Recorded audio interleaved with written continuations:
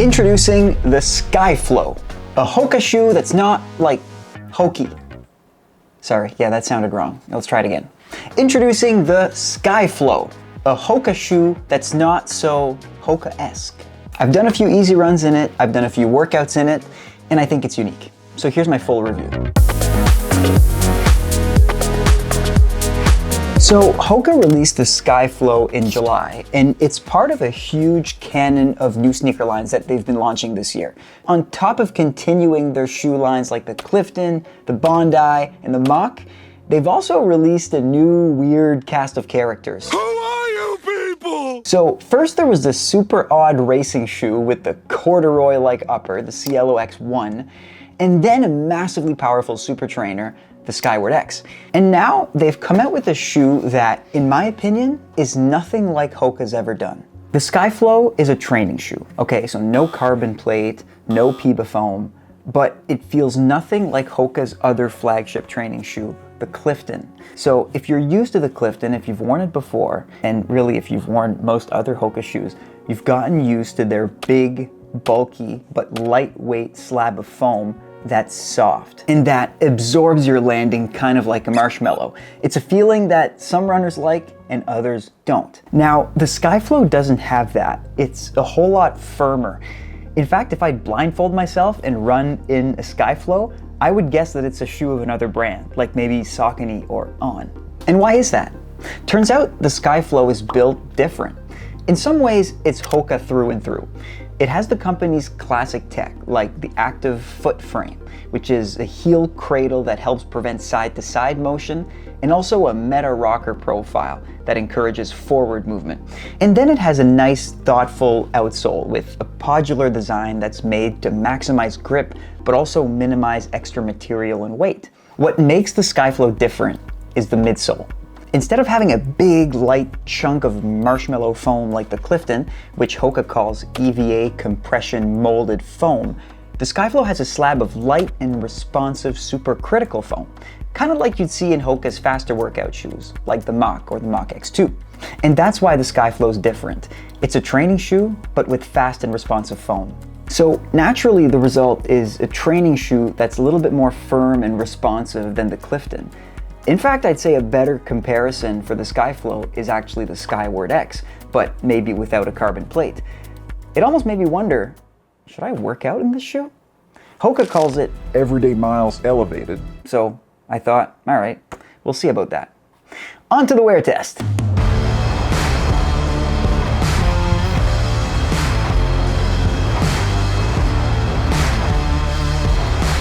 All right, so totally unrelated, but this kind of ends up mattering. So I live in Toronto, but I was in Nashville, Tennessee for about a week, and that's the first time I got to try the Skyflow.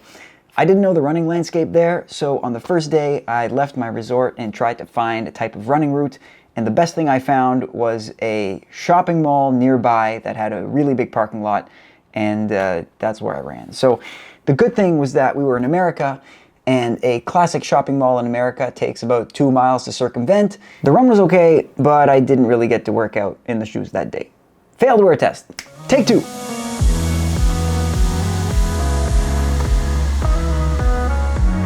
Okay, I've warmed up in the trails. I've seen 2 deer. I could either go this way, but towards Nashville, or back into the nature this way. I think I'm gonna go deer ways. I just don't know what's in the city. Not sure if I can pull off a threshold workout through the buildings. So let's go, Bambi.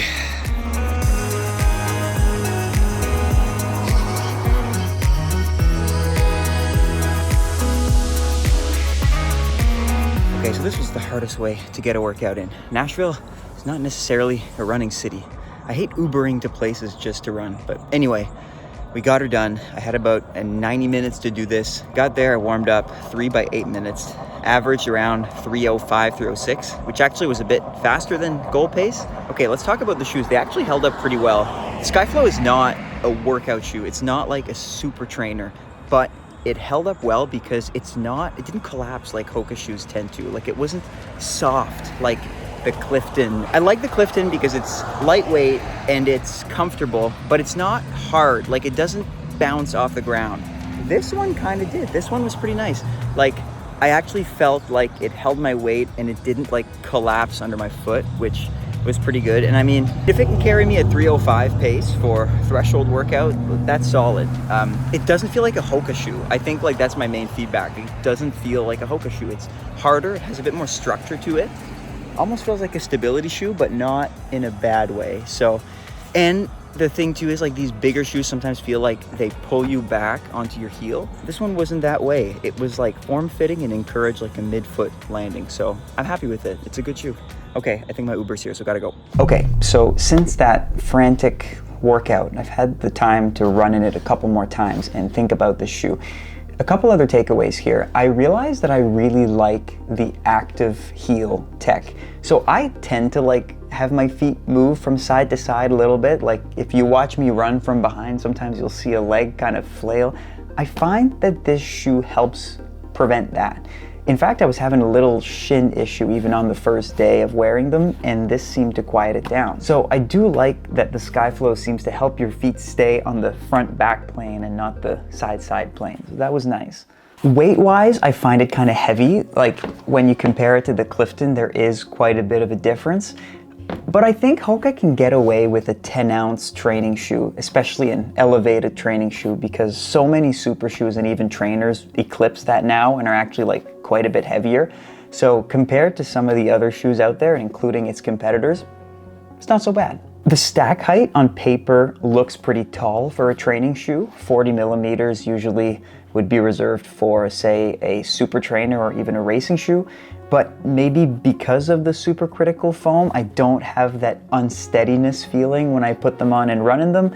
So they make you feel like you're closer to the ground than you actually are, which I also like. The Skyflow also feels a bit wider, or at least more comfortable around the foot than the Clifton does, at least for me. Now, I have pretty narrow feet, and so the width of a shoe never seems to bother me that much, but I did have issues with the Clifton a little bit, and these are non-existent in this one. And also, I should reiterate that I don't think we should confuse the Skyflow for a racing shoe or even a workout shoe. In fact, HOKA's marketing is bang on. It's everyday miles elevated. Easy running with a little bit of pop.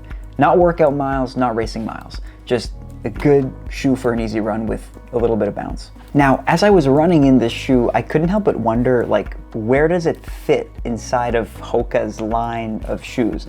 There's been some rumors that it might end up replacing the Clifton because we haven't seen a Clifton 10 so far. I don't know if that's the case, but my guess is that the Skyflow is not going to replace the Clifton. In fact, even if they're both training shoes, I think they both serve a purpose. Like, the Clifton is a popular shoe, but it's also a bit of a love-hate shoe.